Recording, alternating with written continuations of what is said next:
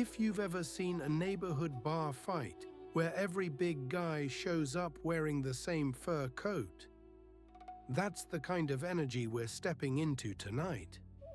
Out here in South Africa's Sabi Sand, the air is warm, the grass is still glowing from the last light, and somewhere in the distance, a lion's roar rolls across the land like a warning and a challenge all at once. This is a place where life can change fast and where even the strongest rulers can lose everything in a hurry. We're following the rise and fall of the famous Mapogo lions, 6 brothers whose story shook this land to its core. If you love lions, big drama, and the raw truth of survival, you're in the right place. Say hello in the comments and let me know where you're watching from.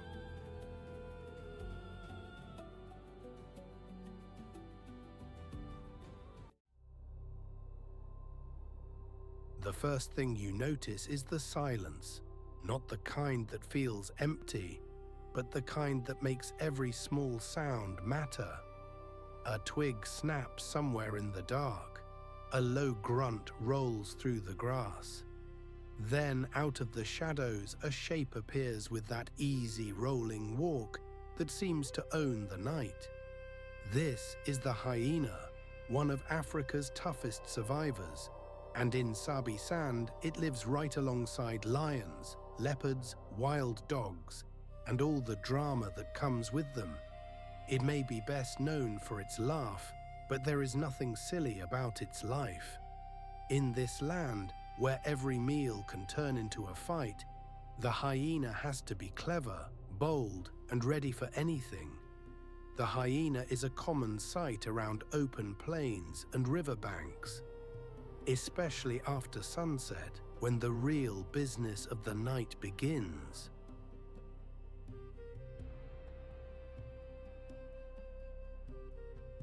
What it looks like is easy to remember once you see it up close. The spotted hyena has a sloping back, a big head, strong jaws, and a coat covered in dark spots that breaks up its shape in the grass. Its front legs are longer than the back ones, so the body seems to tip forward, almost like it is always leaning into the next move. That look is not a flaw. It is part of what makes this animal so successful. The neck is thick, the shoulders are powerful, the face can look rough or even a little odd at first, but those ears, eyes, and jaws are built for life in a hard place. When a hyena runs, it does not seem graceful in the usual sense. It looks determined. It stays low, steady, and full of purpose, like a heavy truck that somehow moves like a racehorse.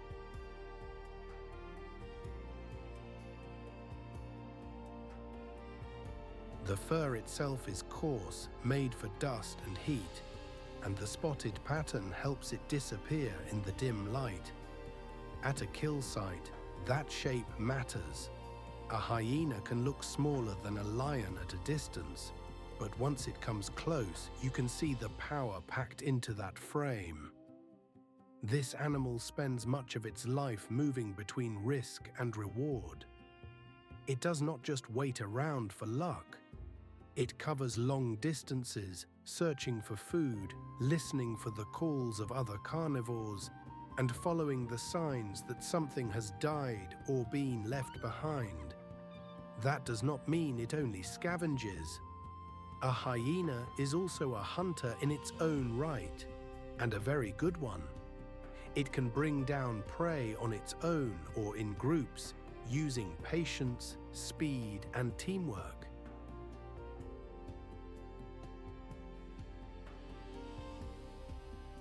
It will eat almost anything it can handle, from fresh meat to bones and scraps that other animals cannot use. Those powerful jaws can crush what would send most predators away hungry. That means the hyena helps clean up the land, keeping carcasses from lying around too long. It also means it is always alert to opportunity, If a lion makes a mistake, a hyena may slip in. If an antelope weakens, a hyena may notice. If the night changes, the hyena changes with it. Family life for hyenas is one of the most interesting things about them. They do not live like loners. They live in clans, and those clans can be complicated, noisy, and full of rules. Females are the leaders, and mothers raise their young with care inside a den, where cubs stay safe while the adults move out to hunt and patrol.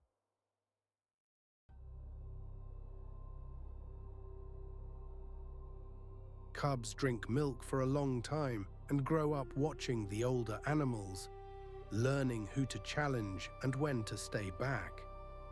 Hyenas talk a great deal with each other, using whoops, grunts, laughs, and other calls to stay connected. Some sounds carry far across the dark. Others keep order within the group. A young hyena learns quickly that life is about rank, timing, and nerve. The clan can be a family, a team, and a fighting force all at once. Around strong lion coalitions like the Mapogos, that life becomes even harder. Hyenas have to read the mood of the night before they rush in. Too bold, and they can get hurt. Too timid, and they lose a meal. That is why they are such important players in this story. They are not just background animals.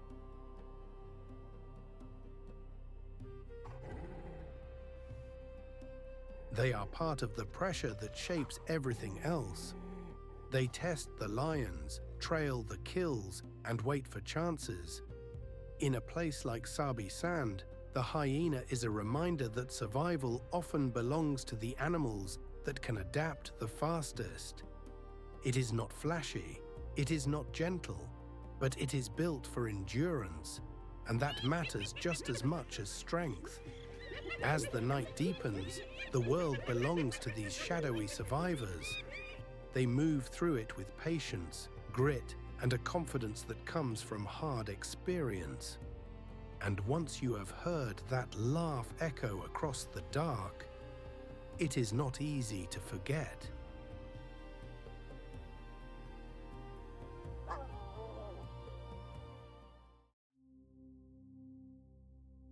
The first thing you notice is the sound. Not the roar of a lion, not the rush of wind, but that rough laugh rolling across the dark. It rises from the grass like a warning and a joke at the same time. Then a pair of glowing eyes catches the last light, and another and another. Spotted hyenas are already moving before most animals even know the night has started. These tough survivors live across much of Africa, including places like Sabi Sand, where they share the land with lions, leopards, buffalo, and all the other big names that make this country so wild. They may be misunderstood, but they are clever, social, and built for life on the edge. And in a place ruled by power that matters, spotted hyenas are larger than many people expect.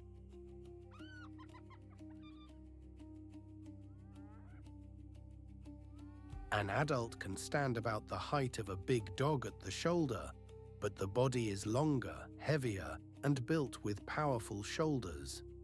The front end is stronger than the back, which gives them that sloping shape when they walk. It is a bit like a machine made for climbing over rough ground and pulling hard on a carcass. Their coats are tan or grayish, covered in dark spots that fade or change as they age. No two look exactly alike. Their ears are round, their muzzle is broad, and their jaws are famous for strength. This is not a delicate animal. Everything about it says endurance. And then there is the sound. That loud whooping call can carry far through the night, telling family members where to go and warning rivals to stay back.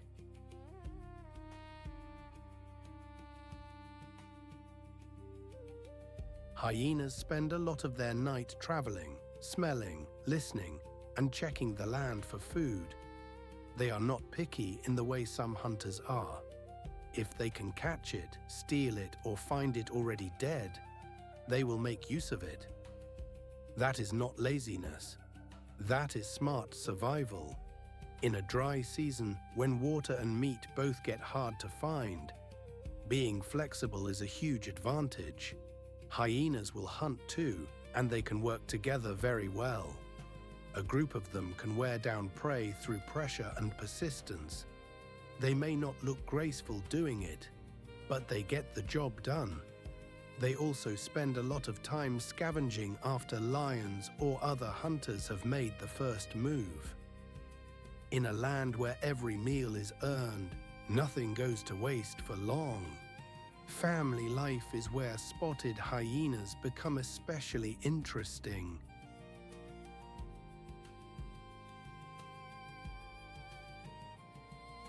They live in clans, and those clans can be large, with a strong social order. Females are the ones in charge, and they usually stay in the clan they were born into. Males leave when they grow up and try to join another group. That means the family bonds among females can last for years, sometimes generations. Cubs are raised in underground dens where they stay safer from danger. A mother will nurse her young, protect them, and teach them the rhythms of clan life. But the cubs are not always gentle with each other. Spotted hyena families can be rough, and young ones learn early how to push, wait, and hold their own. They recognize one another by voice and scent, and they keep track of rank very carefully. That social life helps them survive.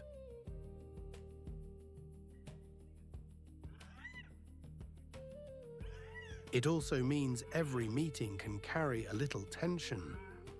A lower-ranked hyena may have to wait its turn at food, while a higher-ranked one moves in first with confidence. That order keeps the clan running, even when food is scarce. Spotted hyenas matter because they help clean up the land. They take advantage of carcasses left behind and help keep the system moving. They also hunt enough on their own to shape the balance of prey in the area. In a place like Sabi Sand, where lions can hold strong numbers and push other hunters around, hyenas still find ways to make a living. They are stubborn. They adapt. They do not give up ground easily. That is part of why they have lasted so long in a harsh landscape.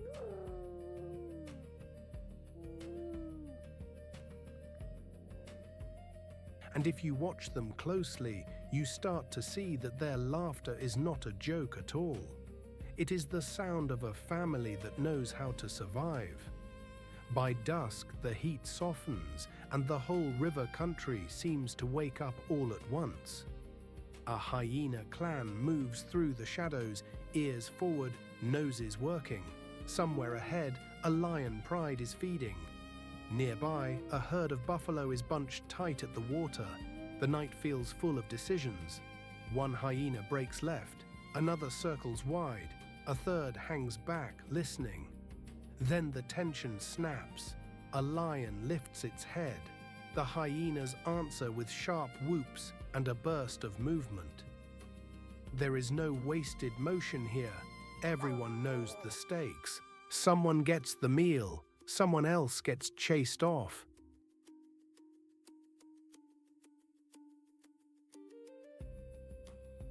And when the dust settles, the hyenas are still there, trotting into the dark, patient as ever, with the long night still ahead.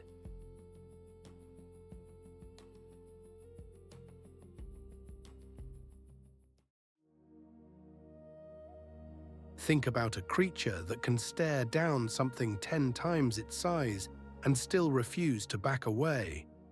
That kind of stubborn courage does not come in a fancy package. It comes in a small, low-slung body with a bad attitude and a big set of jaws. The honey badger lives by one simple rule. If something wants to eat me, I will make it sorry. Out here in Sabi Sand, that attitude can mean the difference between life and death. And in a land ruled by lions, that is no small thing. Meet the honey badger, one of Africa's toughest little survivors, found across much of sub-Saharan Africa, from open grassland to dry woodland and scrub. It may not look like much at first glance, but it has earned a fearsome reputation that even larger animals respect.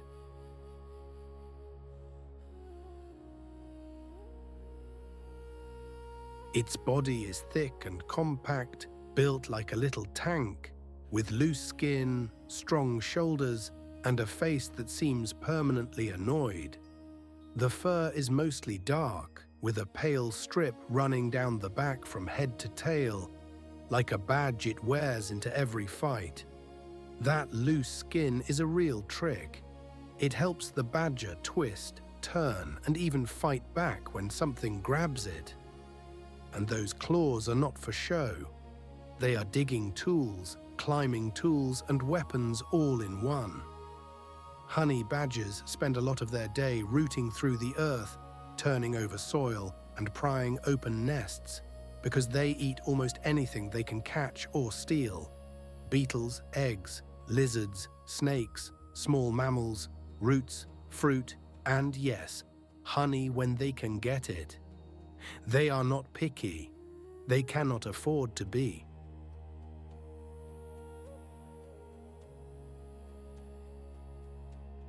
They are mostly alone, moving with a kind of blunt confidence that says every inch of ground belongs to them until proven otherwise. A mother raises her young by herself, and the little ones stay close for a while before striking out on their own. You do not often hear a honey badger coming. That is part of the problem for the animals around it. It is quick, quiet, and full of surprises. Even venomous snakes can find themselves in serious trouble, because this animal is bold enough to take risks most others would never dream of. In a place where power usually belongs to size, the honey badger survives by attitude, grit, and a body built for damage control. It matters because it helps stir up the soil, control small prey, and clean up scraps that others leave behind.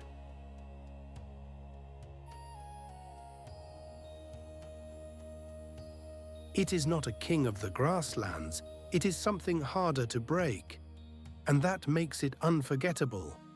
Then, out on the edge of the riverbank, the night turns tense in a heartbeat. A porcupine rustles in the brush. An impala lifts its head.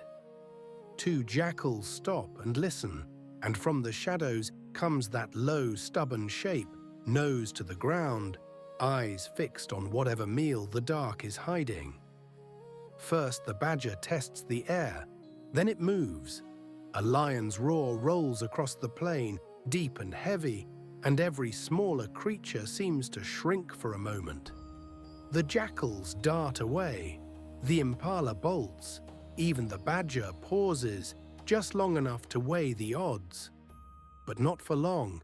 It slips into the grass, circles the danger, and keeps going as if fear were just another sound in the night.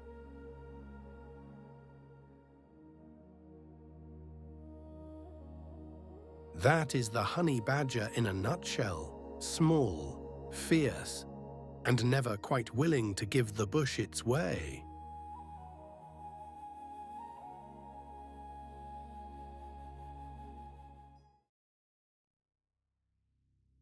The hunt is already over by the time you catch sight of the shadow. One moment the grass is still.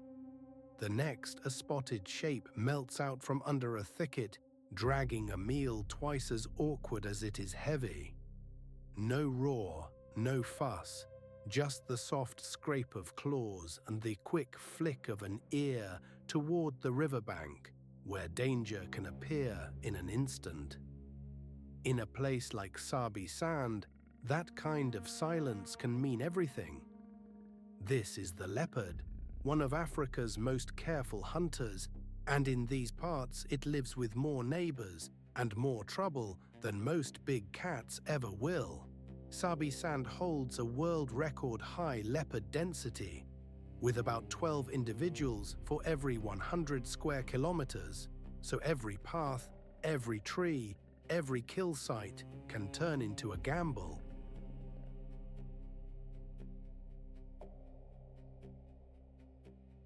What you're watching here is not just a cat on the move.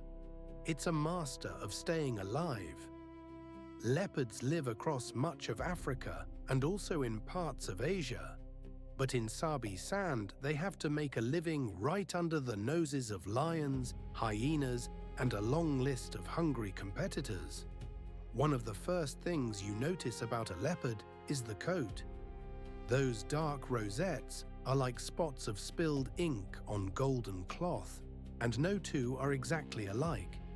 That pattern helps break up the cat's outline in the grass, in the shade, even in the branches of a tree.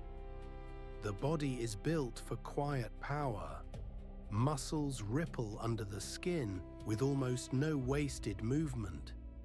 The head looks strong and solid, with a broad face and steady eyes that seem to miss very little.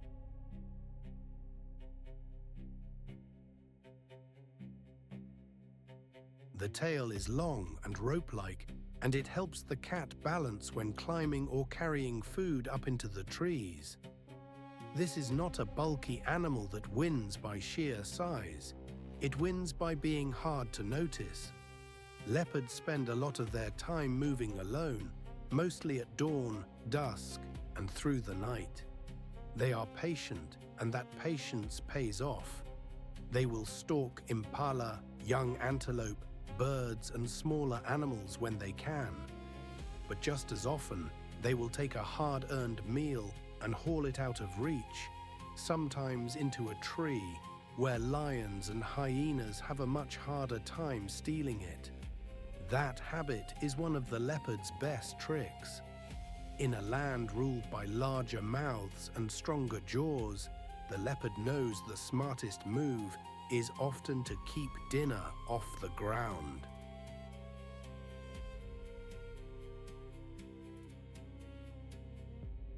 It will eat what it catches for several days if it can. That means every successful hunt matters. Nothing is wasted. And when the dry season arrives and water and prey gather near the rivers from May to September, the leopard has to be even more careful. More animals mean more chances, but also more eyes, more threats, more ways to lose a hard-won meal. Leopard life is mostly solitary. A female raises her cubs on her own, and that is no easy job. The young are hidden in thick cover, rocky places, or safe trees, while they are still small and vulnerable. She brings them food when she can and keeps them tucked away from danger. As they grow, they start to follow her, learning how to move without being seen, how to listen, when to wait, and when to run.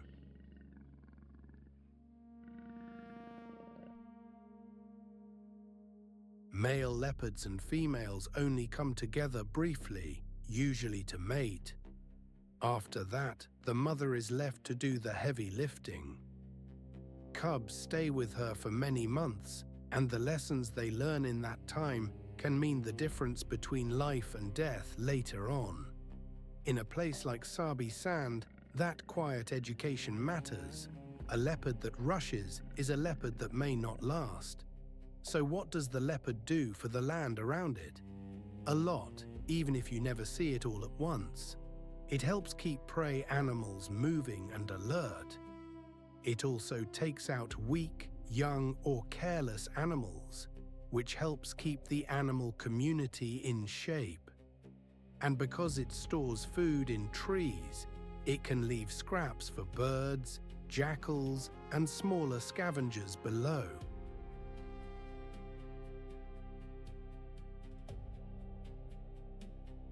In a reserve with so many predators, the leopard has found a way to fit in without ever giving up its own style.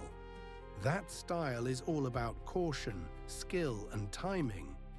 Every step is measured, every climb has a purpose, every meal is earned. And in a place this crowded with teeth and trouble, that is no small thing. Then comes the moment when the leopard freezes. Its ears angle forward, its body flattens. Somewhere ahead, a branch snaps and a shape moves in the grass. A young impala breaks from cover, then another. The leopard is already gone, sliding low through the shadows, while farther off, a hyena laughs and the river keeps running as if nothing happened. For a few tense seconds, the whole bank seems to hold its breath. Then the leap comes, short, fast, clean.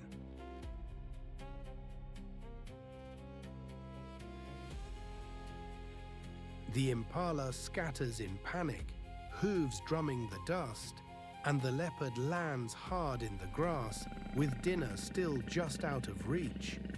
It circles once, checks the wind, and listens. There is no room for pride here, only adjustment.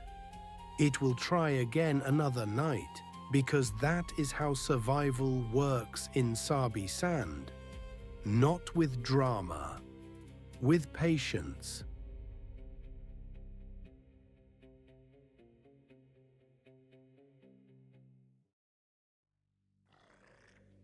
You might expect the biggest danger at a river to be the lions on the bank. But often, the real danger is already in the water. Just below the surface, where the mud is dark and the sunlight barely reaches, a pair of eyes can float motionless for minutes at a time. Then, with almost no warning, the whole river seems to explode. That is where the Nile crocodile comes in. This ancient hunter lives in the rivers and pools of the Okavango Delta, and it has one of the strongest jaws in Africa. Its body is built for patience, not speed, and that makes it deadly in its own quiet way. Around these waters, every drink can be a risk. Every ripple matters. The Nile crocodile is one of the creatures that keeps this place feeling wild, from the first light of morning to the last hush of evening.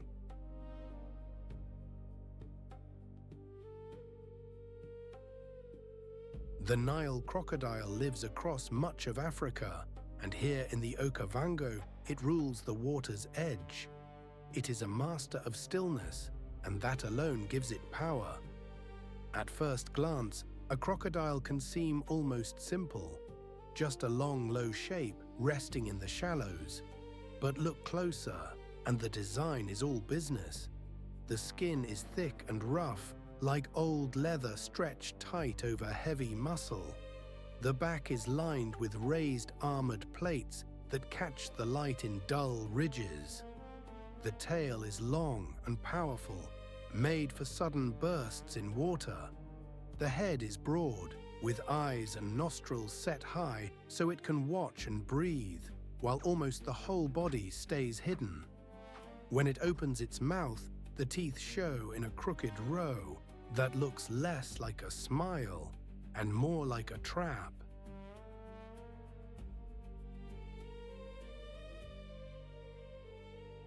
This animal can grow very large, and that size is part of the story. It is built to hold on once it has grabbed something, whether that is a fish, a bird, or a thirsty antelope leaning too far over the bank.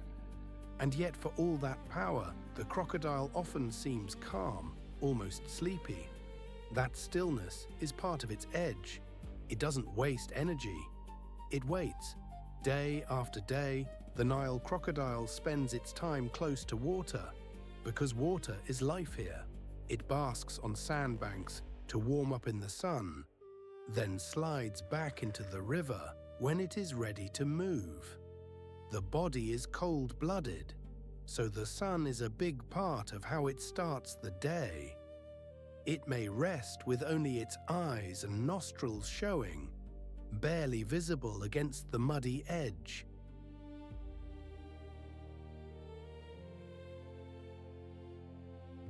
Then, when a fish passes, or a bird lands too close, or a mammal comes down to drink, it can strike in a flash. Most of the time, though, it is waiting. That waiting is not laziness, it is strategy. In the dry season, when the heat tightens around the land and more animals crowd the rivers, the crocodile gets more chances.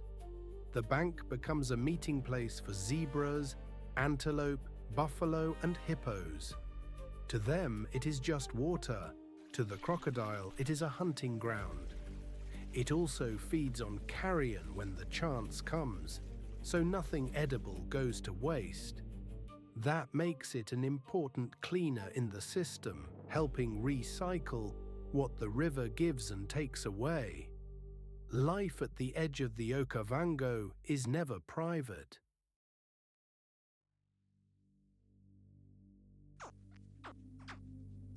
A crocodile may spend much of the day alone, but its world is full of neighbors, and not all of them are welcome.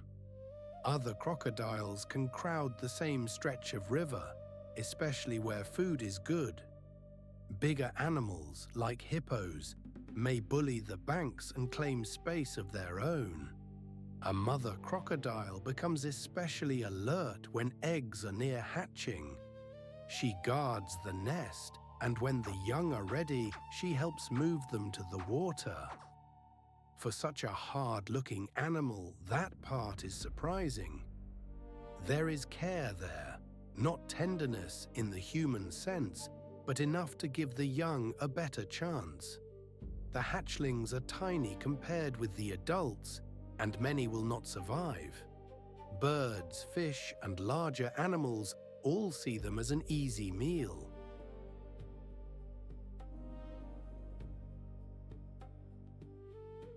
So from the first day, a young crocodile has to stay low, stay hidden, and learn fast.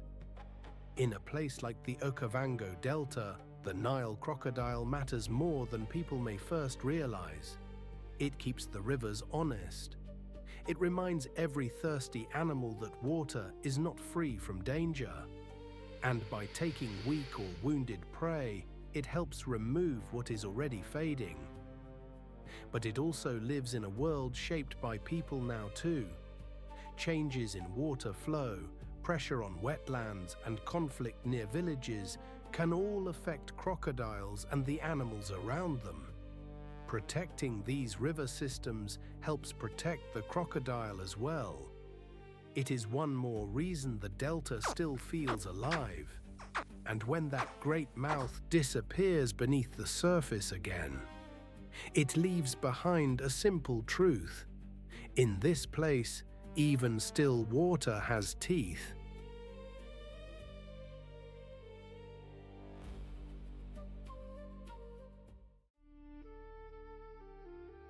Have you ever watched a grassland hold its breath? One moment it seems quiet, just pale gold grass moving in the wind. Then something slim and streaked with black starts to move through it, so fast your eye can barely keep up. That is the cheetah, the streak of lightning on 4 legs, and here in Sabi Sand, every chase is a matter of seconds. Cheetahs live across parts of southern and eastern Africa, usually in open country where they can see far and run free. What makes them stand out most is that built-for-speed body, all light frame, long legs, and a tail that works like a steering wheel. They are the fastest land animals on Earth, but speed alone does not make life easy.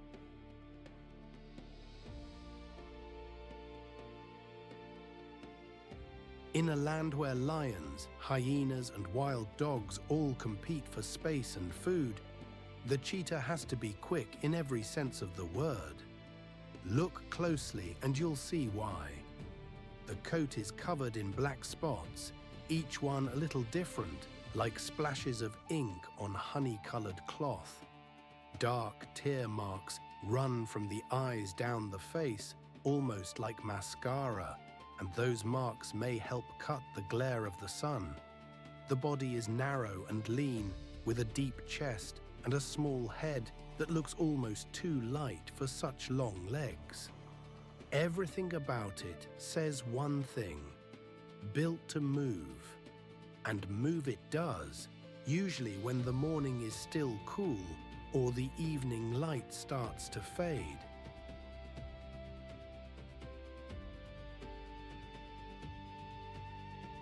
Cheetahs spend much of their time alone or in small family groups, and they are most often hunting impala, one of the grassland's most common prey animals.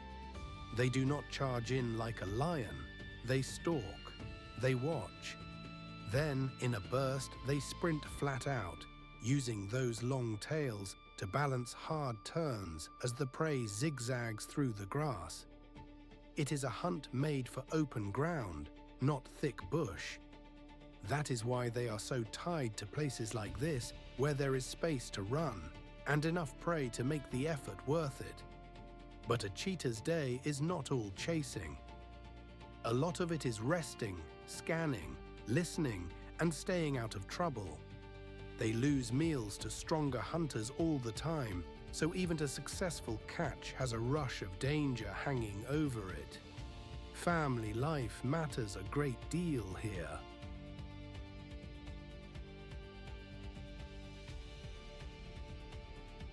A mother raises her cubs mostly on her own, teaching them where to hide, when to freeze, and how to practice the deadly burst of speed they will need later. Male cheetahs often form small teams, usually brothers, and those partnerships can last a lifetime. They help each other hold territory and watch for danger. It is a quiet kind of strength, built on trust more than force.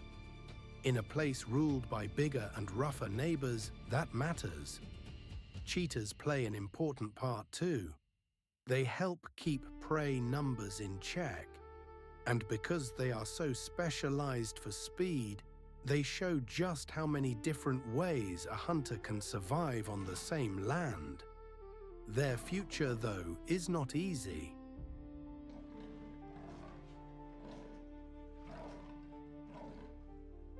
Across Africa, they face habitat loss and conflict with people, and every open stretch of safe ground matters more than ever. Then, just before sunset, the whole scene changes. A young impala bunches tight near the water. Two cheetahs are crouched in the grass, so low they seem to melt into the earth. Nearby, a hyena wanders past, nose down, not yet seeing them. The air feels heavy. One cheetah flicks its tail once, then it goes. No warning. Just a blur of dust, flying hooves and sharp turns.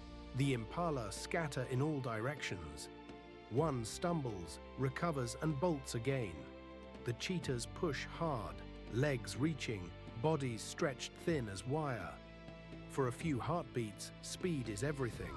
But the chase does not belong to the hunter alone. The bush is watching. A lion's roar rolls from far off.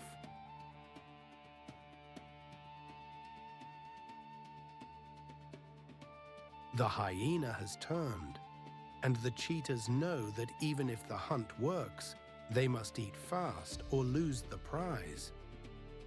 In the end, that is their life here. Fast, careful, and always one step from danger.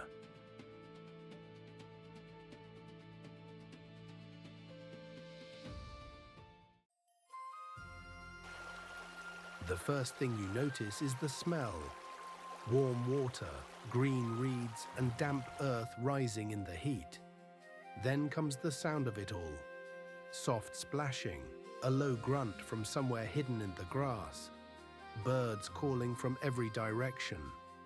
This is the Okavango Delta in northern Botswana, one of Africa's great wet places, where the land spreads out into a maze of channels, pools, and islands.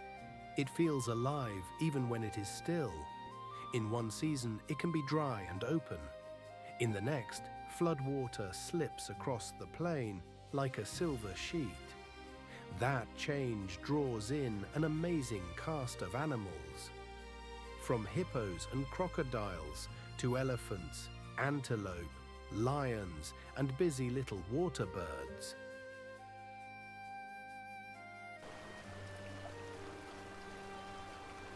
Out here, every patch of shade, every muddy bank, and every shallow channel matters. Because this watery world decides who eats, who rests, and who survives.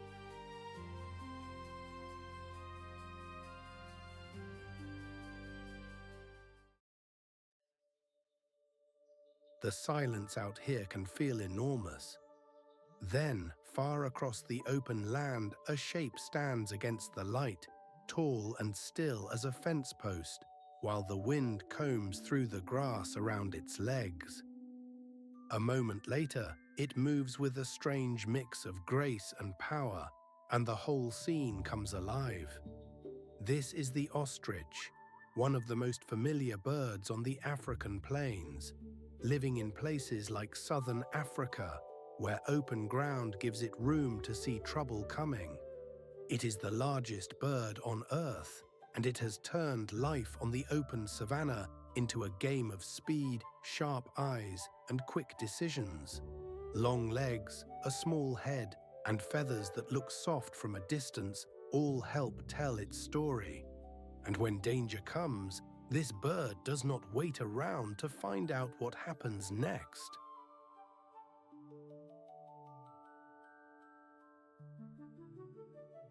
The ostrich is built for survival in a world where every advantage matters.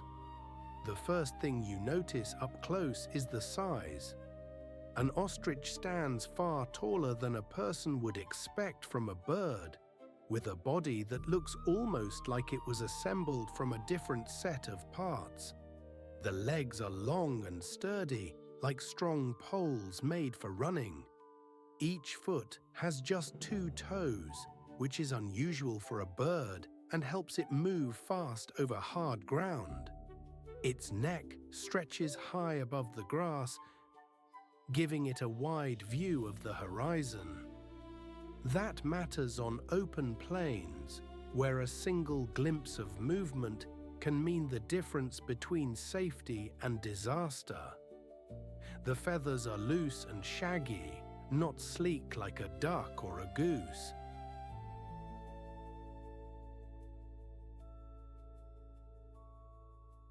They give the bird a soft, slightly untidy look, almost like a feather duster brought to life. Males and females look different too. The males often wear bold black and white feathers, while the females are usually browner and quieter in color, blending better with the land. But no matter the color, the shape stays the same: tall, alert, and ready to run. Ostriches spend most of their day walking, feeding, and watching. They eat a wide mix of plants, seeds, and whatever else they can find, using their strong beaks to pick at the ground. They may also swallow small stones, which help grind food in the stomach. Out on the plains, that simple routine is backed by constant caution.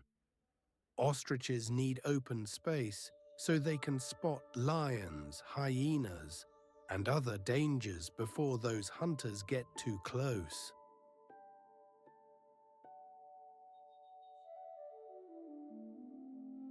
If they sense trouble, they do not hesitate.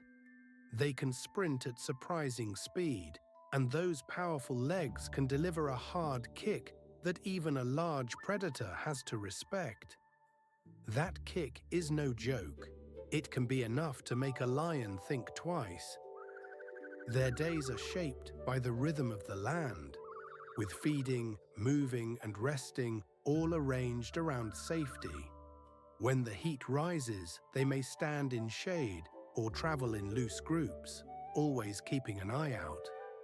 And when the light softens near evening, they often become more active at dawn and dusk, taking advantage of cooler temperatures and better visibility. Family life is where ostriches become even more interesting.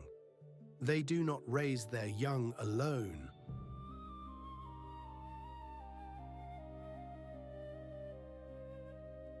Instead, they often live in groups, and breeding can involve several females laying eggs in one shared nest.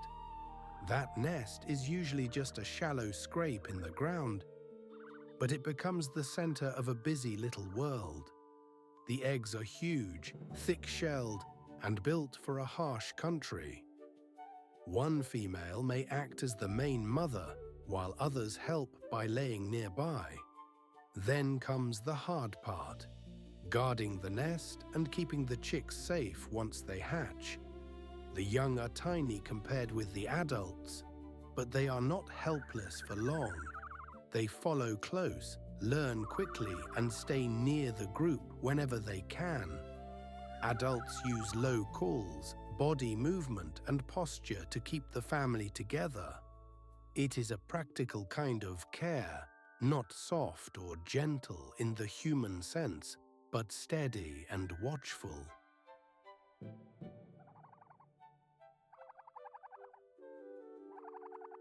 In a land full of hungry eyes, that matters more than anything. Ostriches also play an important part in the wider life of the plains. By eating plants and spreading seeds, they help shape what grows and where. Their eggs and chicks also feed other animals, which means they are part of the same food web that ties together lion, hyena, cheetah, and every other hunter and hunted creature out here. They are not just surviving on the savannah, they are helping hold it together. And because they live in open country, they need space that is not cut up by roads, fences, or heavy human pressure. Protected areas still give them room, and that is a hopeful sign. In the end, the ostrich reminds us that strength does not always roar. Sometimes it stands tall, watches closely, and runs when it must.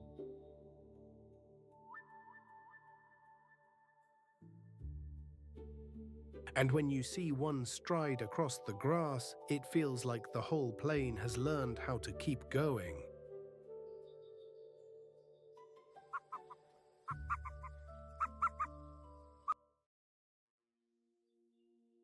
The smell comes first: hot dust, grass, and that dry, musky scent that seems to hang in the air when the sun has baked the earth all day.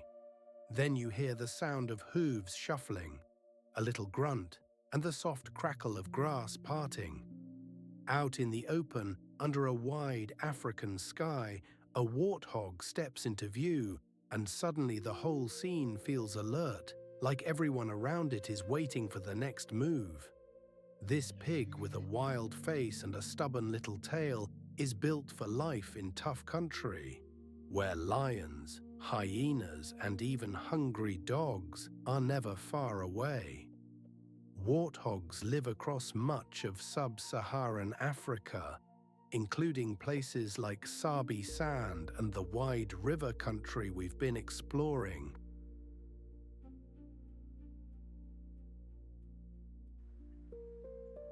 They may not get the same attention as the big cats, but they have a grit all their own, and once you get to know them, they are hard not to like. At first glance, a warthog can seem almost funny. That broad head, the tusks curving out of the mouth, the little mane running down the back, and those bony bumps on the face all give it a rough and ready look, like a machine that was patched together for hard use. But there is nothing careless about the design. The body is low and compact, with long legs that look a bit awkward, until the animal bursts into a run. Then it makes sense. Those legs can carry it fast across open ground, with the tail standing straight up like a little flag behind it. That tail is more than just a quirk.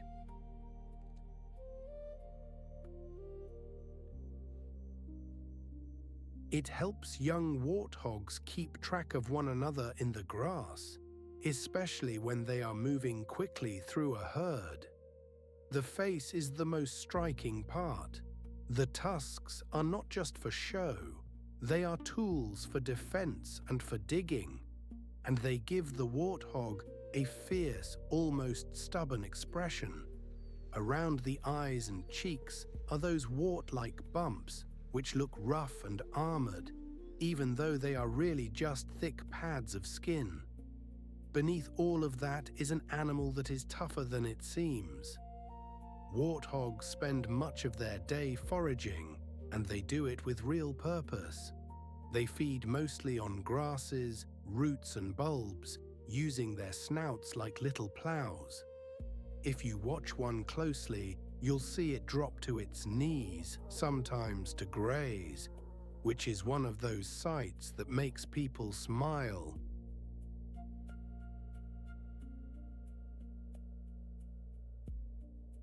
But there is work behind every mouthful. In the dry season, food can be harder to find, and then a warthog has to travel farther and keep its eyes open. It often feeds in the cooler parts of the day, when the heat is not so punishing. And when danger comes, it does not stand around trying to be brave in a foolish way. It runs. Fast, straight for the nearest burrow, bank, or patch of cover. That quick retreat is often what saves it, especially in a land where lions patrol and every noise can matter. Family life is where warthogs really show another side. They are often seen in small groups, usually with females and their young. Mothers can be very protective, and the little ones stay close, learning when to feed and when to freeze.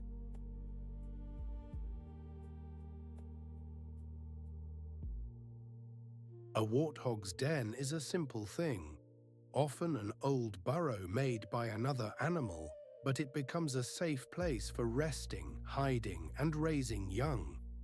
The family moves in and out with the rhythm of the day, and there is a plain, practical order to it all. No drama, no show, just survival, repeated day after day. When one stands watch, the others get a little more time to feed. When danger appears, the whole group can vanish in a flash. That teamwork is part of why warthogs have done so well in places where the big hunters rule the land. They may be prey, but they are not helpless prey. In the bigger picture, warthogs play a useful part in the land they share with elephants, buffalo, lions, and all the rest. By digging for roots and bulbs, they turn the soil.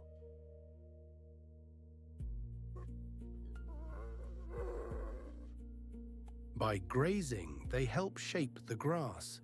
And by serving as food for predators, they help keep the chain of life moving. In a place like Sabi Sand, where so many animals depend on the same rivers and grasslands, even a warthog matters. It is one more thread in a living country that only works because all the pieces are still there. Just before dark, the ground is cooling, but the air still holds the day's heat. A warthog family hurries toward cover, tails up, bodies low. Behind them, somewhere in the grass, a lion coughs. One sharp warning sound and the whole scene changes. The warthogs freeze, then they scatter. Dust rises, hooves slap the earth. For a moment it feels like the whole savanna is holding its breath.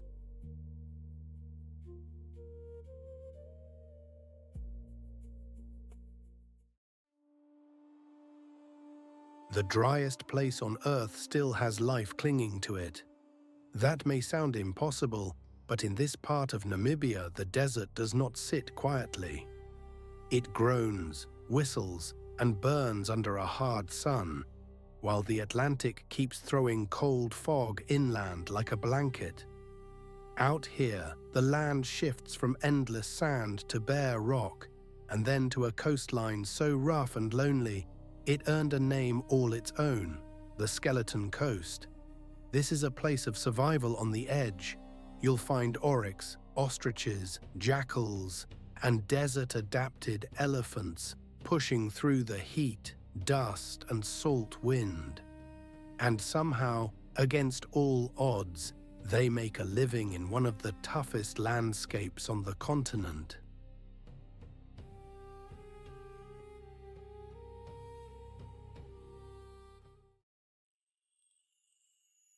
A topi can spot danger from a long way off, but what really gives it away is the way it stands. Tall, still, like a sentry posted on the grasslands. Then, in a flash, that watchful shape breaks into a swift run across the open plain. This is the kind of animal that lives where there is nowhere to hide, and that changes everything. Topi roam the savannas of East and Southern Africa, usually in small groups, and they are built for life in wide country where lions can appear from almost anywhere. One of their best traits is simple but powerful. They stay alert. That sharp awareness helps them survive in a land where one mistake can end a chase in seconds. Their coats are a rich reddish-brown, but in the right light, they can look almost purple. The legs are long and thin, made for speed.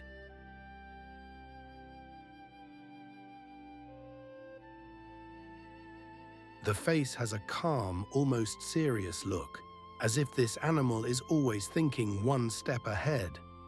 From a distance, a topi may seem plain at first, but once you notice the glossy coat, the dark markings, and that proud, upright stance, it is hard to miss.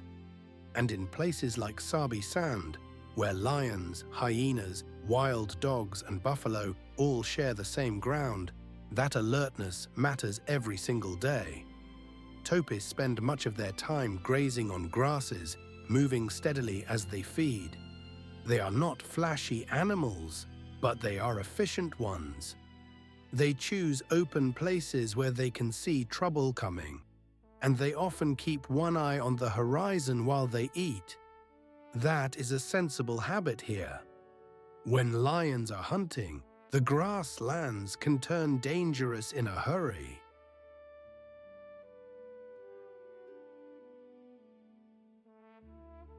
A topi does not have heavy armor or brute strength.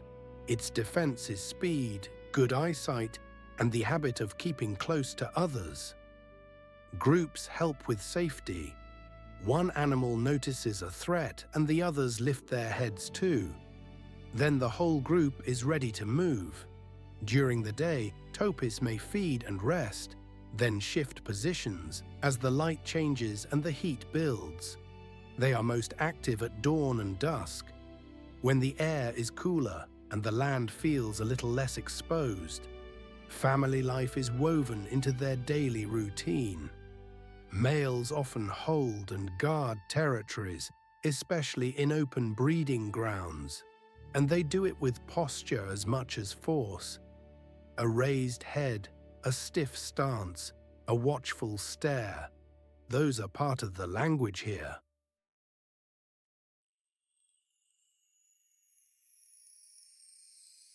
Females and young move through these areas carefully, using safety in numbers. Calves stay close, learning quickly that a peaceful-looking field can hide real danger. The topi's role in the larger landscape is easy to overlook, but it matters. By grazing, it helps shape the grasslands and keeps fresh growth coming back. And as prey, it supports the big hunters that depend on these plains. In that way, the topi helps keep the whole system moving. It may not make headlines like the lions do, But without animals like this, the savannah would feel very different and a lot emptier.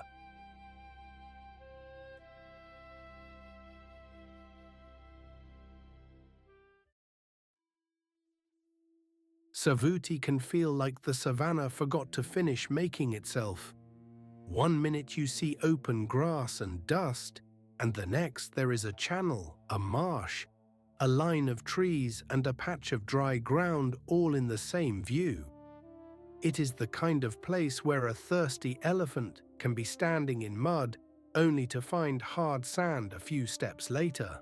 Savuti sits inside Chobe National Park in Botswana, and it is home to lions, elephants, hyenas, buffalo, giraffes, zebras, and plenty more. The land changes with the seasons, so life here never settles down for long. When water comes, animals gather. When it pulls back, the struggle begins. And that is what makes Savuti such a powerful stage for the battles that follow.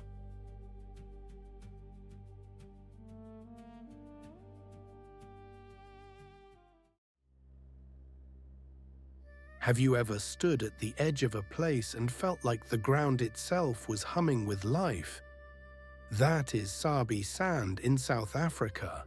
It sits beside Kruger National Park, and with more than 50 kilometers of unfenced border, animals can move back and forth, almost as if the lines on a map were never drawn at all.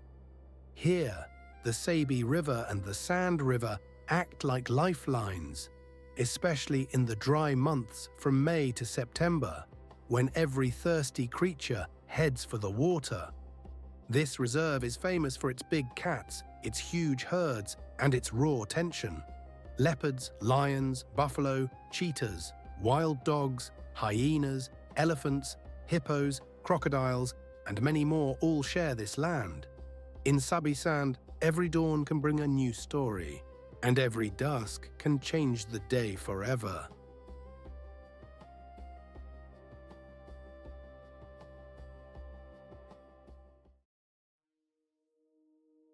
At first glance, the African wild dog looks like a painted patchwork of tan, black, white, and yellow. No two seem exactly alike. Their coats are like a wild quilt thrown together by hand. They have big rounded ears that catch every sound, and slim bodies built for running, not wrestling. Their legs are long and lean, and when they move, they do it with a sort of easy bounce. Their tails are white-tipped, almost like little flags waving behind them, and those tails matter because in a moving pack, they help keep everyone together. Their faces are sharp and alert, with dark markings around the eyes that give them a serious, almost sad look. But don't let that fool you.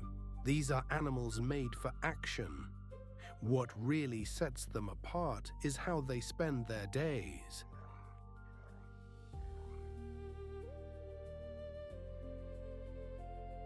African wild dogs do not waste time. They travel far, often covering huge stretches of country in a single day. They hunt by endurance, not by surprise. Once they spot prey, they work as a team, spreading out and pushing forward until the quarry gets worn down. In this part of Africa, that can mean impala, young antelope, or other quick-footed animals. Their success rate is high, much higher than lions, and that says a lot about how sharp they are as hunters. But even then, every chase carries risk. One wrong move, and a lion, hyena, or even a buffalo can turn the whole thing upside down. So the pack stays alert, always scanning the brush, always ready to change direction. Their family life is just as striking. Wild dogs live in close packs, and that bond runs deep.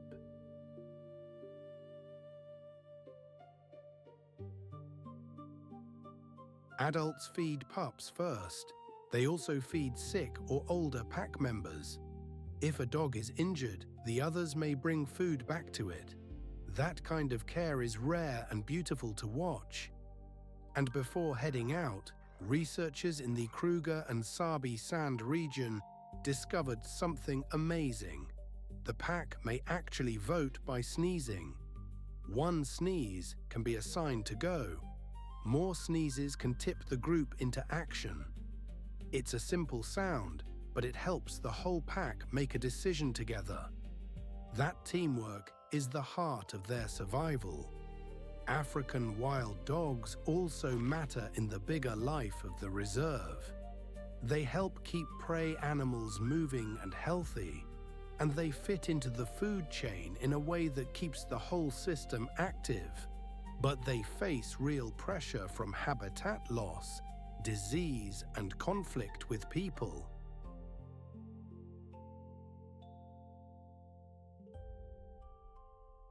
Their numbers have fallen across Africa, and that makes every pack precious. In places like Sabi Sand, protected land gives them a fighting chance. Here they can still run, hunt, and raise pups in a landscape that has space left for wild things. And in a world full of bigger teeth and louder voices, that may be their greatest strength. When you watch them, you see more than a hunter. You see a family built to last. As the light grows stronger, the pack moves on, one after another, tied together by instinct and loyalty. In a place ruled by danger, that kind of trust is its own kind of power.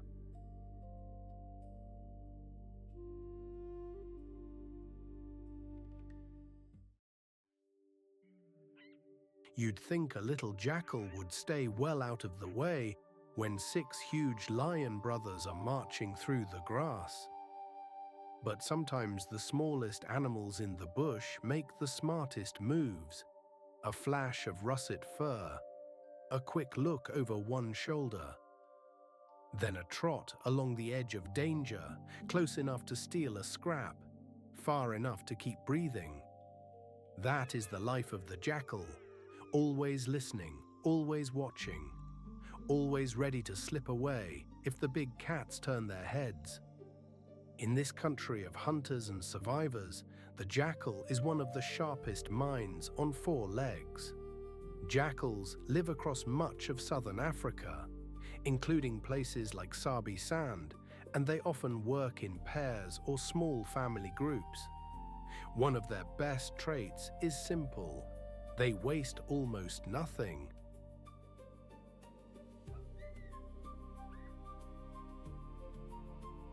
They will take meat, insects, fruit, and even dead animals if they need to. That kind of flexibility can mean the difference between a hungry night and another day alive. The jackal is not built for brute force. It is built for timing. Its coat is usually a mix of tawny brown, black, and white, with a pointed face and alert ears that seem too large for its body. Those ears are not just for show. They help catch the tiniest sounds in the grass. Its body is slim and quick, like a runner who never stops paying attention. The tail is bushy and dark, often tipped in black, and when it moves, it looks almost like a question mark behind it.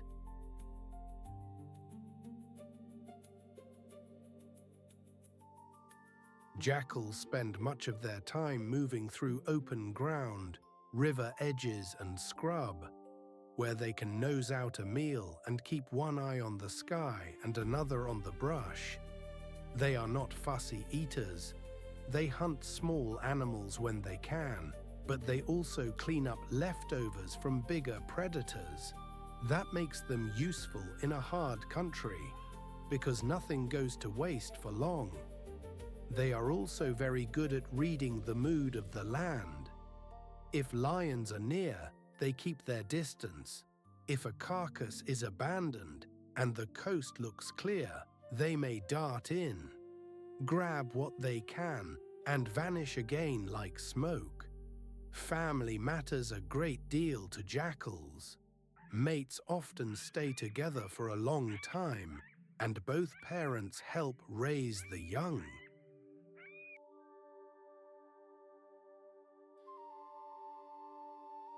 A den hidden in grass, sand, or a rocky hollow can become the center of a whole family's world. The pups stay close, play hard, and learn fast. They watch the adults, copy their habits, and practice the art of surviving in a place where every meal might come with danger attached. Jackals also speak a lot. They bark, yip, whine, and howl to stay in touch. In the dark, those voices can carry across the plain like a small chorus. And that is part of their strength. They are not lone drifters by nature. They are team players, even if the team is just a pair. What makes the jackal so important is not size, but service.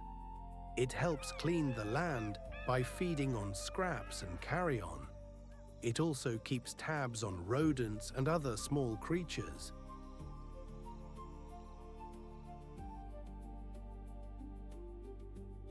In a place ruled by lions, hyenas, and leopards, the jackal survives by being quick, clever, and endlessly adaptable. That kind of flexibility is a gift. It lets this little scavenger and hunter live in the shadow of giants and still make a living. And in the middle of all that noise and power, the jackal keeps its own quiet place in the story. Then the evening changes. The light goes gold, then thin and blue. Out near a dry river bend, a jackal freezes first. Its ears rise. A pair of impalas steps into the open, nervous and twitchy. Nearby, a herd of buffalo shifts like a dark wall, and somewhere off in the brush, lion voices begin to roll. The jackal gives one sharp bark and slips back, but not before another shadow darts in from the side. A hyena.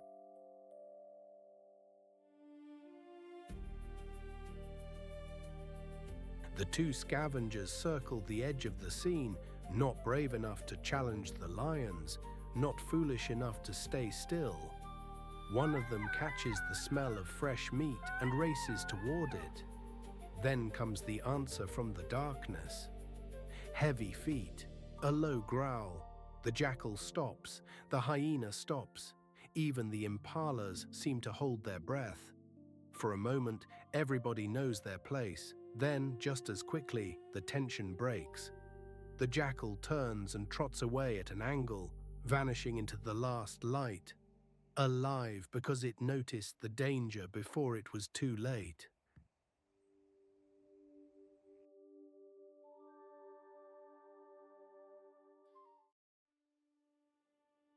Think of a creature that can tip the scales at 900 kilograms, built like a moving boulder, with a temper to match. That is the Cape buffalo. You do not want to be on the wrong side of one. In the heat of Sabi sand, these great animals gather near the rivers, where the grass stays greener and the water keeps everyone coming back. They are found across parts of southern and eastern Africa, but here they are part of the daily tension that shapes life and death. One misstep, one missed warning, and the whole scene can turn in a heartbeat. And for the lions of this story, the Cape buffalo becomes the ultimate test. The Cape buffalo lives in herds and spends much of its time grazing, but it never lowers its guard for long. Its horns, thick and curved, are not just for show.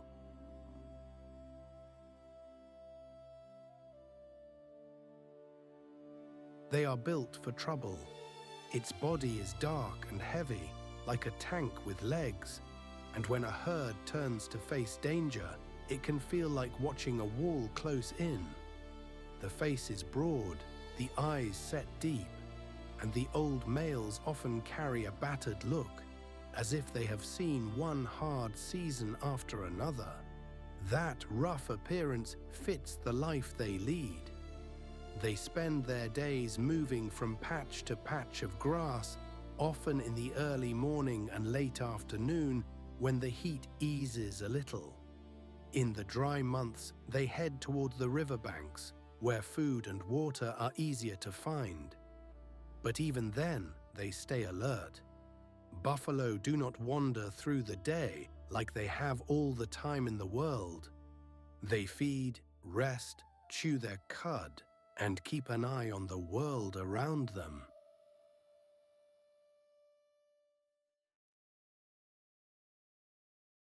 If danger shows up, the herd can bunch tight in a hurry. They do not panic easily. That is part of what makes them so hard to bring down. A lone buffalo is powerful enough on its own, but a herd is something else entirely. The adults stand around the young, and if a lion comes too close, they may rush forward, lower those heavy heads, and push back as a group. It is a dangerous business for any hunter. Their family life is built around numbers.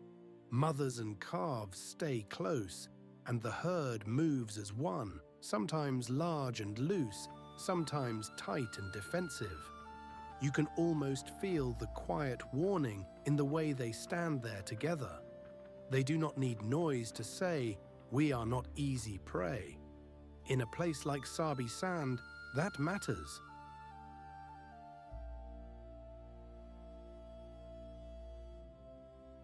The buffalo help shape the land by grazing the grass and opening up the plains for other animals. And because they are such a major source of food for lions, they sit right in the middle of the whole predator story. When buffalo herds are strong, everything around them feels the pressure. In this region, where unfenced borders let wildlife move freely, their role becomes even bigger. They are part of the reason the lions here grew so bold, and part of the reason those hunts became so costly.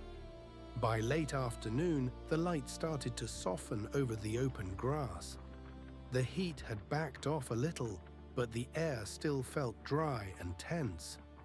A herd of buffalo moved toward the water, hooves thudding through the dust. Calves stayed tucked near the middle.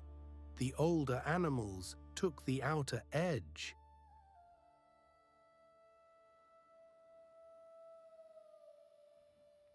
Then the lions came in, low and steady, not rushing, just closing the distance one careful step at a time.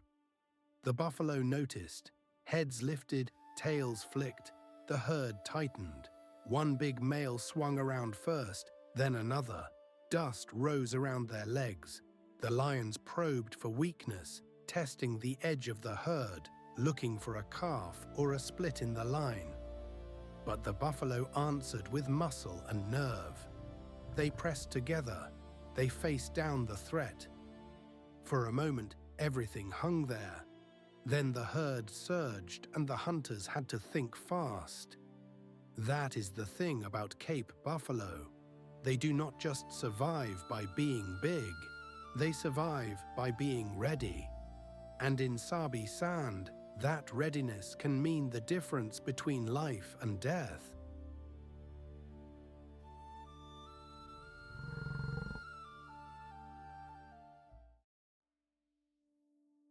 Have you ever watched a dusty road go still just because something huge is moving in from the trees? The birds quiet down. The air seems to hold its breath. Then you hear it, a deep rumble under your feet, and the whole scene changes. Meet the African bush elephant, the largest land animal in Africa, and one of the most powerful sights in Savuti, here in Chobe National Park. These giants move through this country with slow, steady confidence, but don't let that calm fool you. They can shape the land around them in a single day.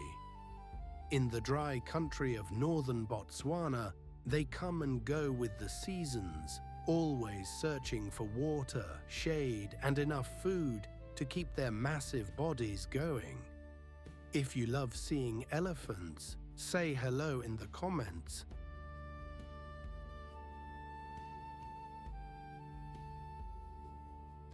These are the kind of animals that make a place feel ancient. An adult African bush elephant is built like a moving hill. Its skin is thick and wrinkled, like old leather left out in the sun, and its ears are huge, almost like two broad fans that help cool the body. The tusks curve forward from the mouth like pale ivory tools, and the trunk is the star of the show. It is part nose, part hand, and part straw, all rolled into one. With that trunk, an elephant can sniff, drink, grab branches, push over bushes, and lift a tiny twig with surprising care. Up close, there is real gentleness in the face, especially around the eyes. But the body tells a different story. These animals are solid, heavy, and made to move through rough country.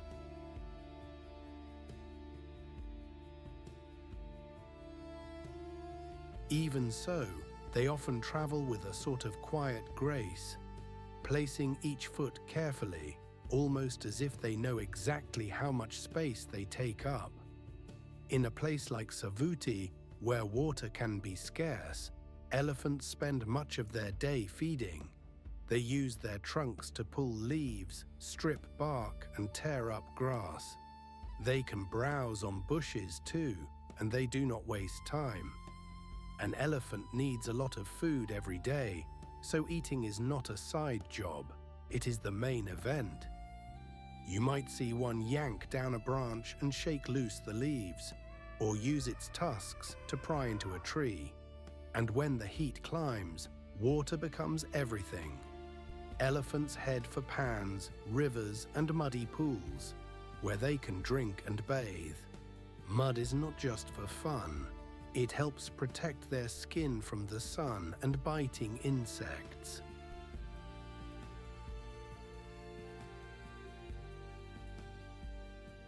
In this dry land, a herd can travel far between good feeding spots, and they remember those routes well. That memory matters. In a tough season, knowing where to find water can mean the difference between comfort and danger. Family is at the heart of elephant life. Mothers, daughters, sisters, and aunts usually stay close together in tight family groups, led by an older female. She is the one with experience. She knows the paths, the waterholes, and the places to avoid. The young ones stay near the middle, where they are safest. Calves are especially endearing. They wobble, stumble, and often have trouble with those long trunks at first. They tuck in beside their mothers and practice everything, from drinking to dust bathing. Elephants are also very talkative in their own way.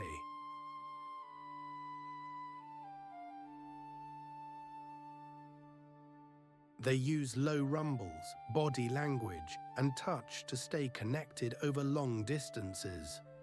A flick of an ear, a bump with the shoulder, a touch of the trunk, all of it matters. And when trouble comes, that family circle can close up fast, with adults standing shoulder to shoulder around the young. Elephants matter because they do so much more than simply live here. They open up paths in thick brush, dig for water in dry places, and spread seeds as they move. In that way, they help other animals too. Their size can seem overwhelming, but in a healthy landscape, that strength has a purpose. Still, elephants and people often come into conflict when farms, fences, and shrinking habitat get in the way. Protecting travel corridors and safe wild spaces helps both sides.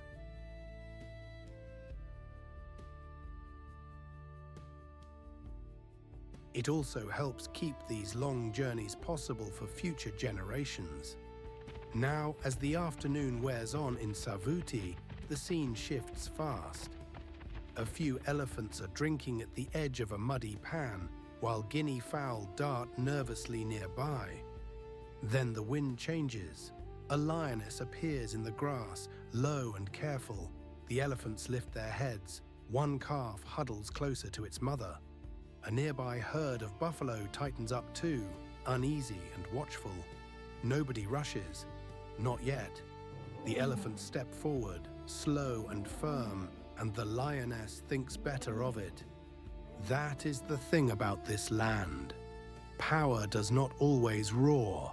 Sometimes it just stands its ground, and that is enough.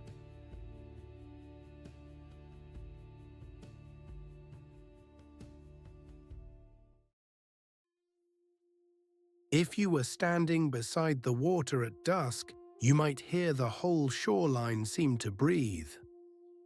A low grunt from the reeds, a splash that sounds heavier than it should. Then a shape rises out of the dark water like a moving boulder, and suddenly you realize the riverbank belongs to the hippo. This giant lives in the Okavango Delta, where channels, pools, and floodplains give it the room it needs. It is one of Africa's most powerful water animals, and it spends much of its time half hidden, with only eyes, ears, and nostrils showing above the surface. Hippos may look slow and sleepy, but there is a lot going on under that calm face. They move with purpose, they guard their space, and when the sun goes down, the real action begins.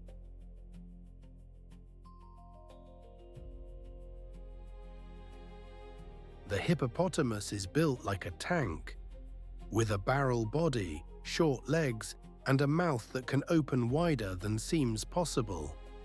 That huge mouth is not for chewing meat. Hippos are plant eaters. They leave the water at night and travel onto land to graze on grass. Often covering long distances in the dark, their skin is thick but sensitive, and they need water to keep cool and safe from the harsh heat. They may look lazy by day, but after sunset, they can move with surprising speed. In water, they can sink and rise with the ease of someone walking through a doorway. On land, they follow old paths to feeding grounds, using the same routes night after night. Most of their day is spent resting, floating, or soaking in the mud and water. That mud acts like sunscreen and helps protect their skin.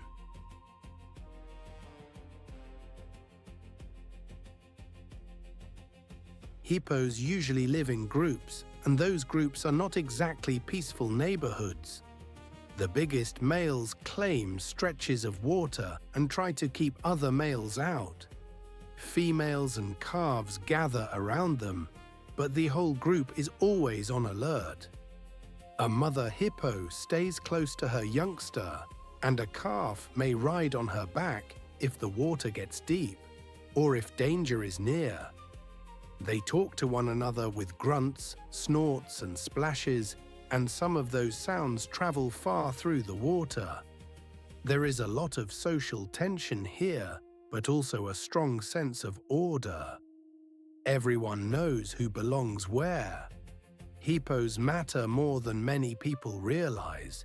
They help shape the rivers and pools they live in by stirring up mud and moving nutrients around.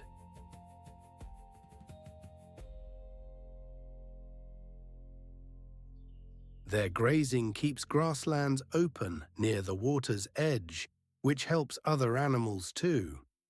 But they also have to share these wetlands with people, and that can get tricky when rivers are crowded, dry seasons grow harsher, or land is used in new ways.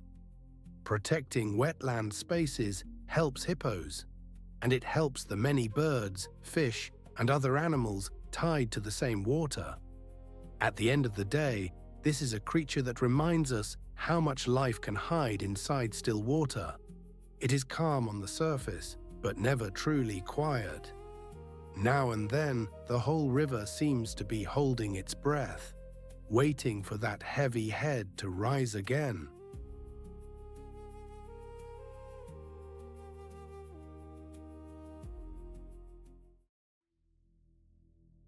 Dust rises first, then the sound comes rolling over the grass, deep roars, sharp grunts, the hurried crash of hooves, and the sudden snap of something breaking in the dark. In that moment, the whole balance of Sabi Sand feels like it is tilting. The Mapogo lions, once the most feared force on this land, are facing the end of their long rule. By June 2010, a new group of 5 prime males has moved into their eastern ground, and the old kings are suddenly under real pressure. Kinky Tail is cut off, and Mr. T is forced to make a choice no lion ever wants to make. For years, these brothers had pushed and fought and ruled. Now the empire they built is slipping away. The Mapogo name, once spoken with fear, is beginning to fall.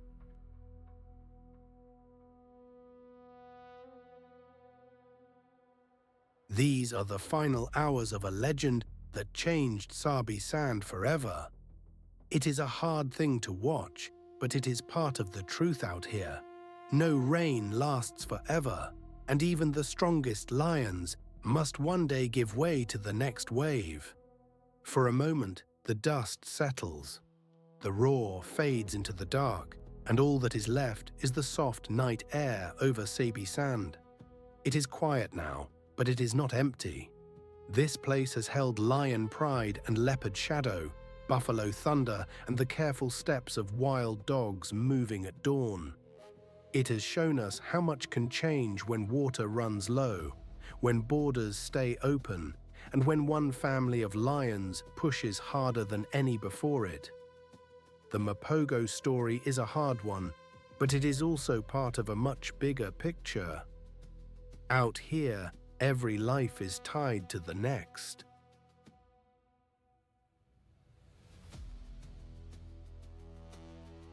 Every hunt, every warning call, every den hidden in the grass matters, and people too have a role.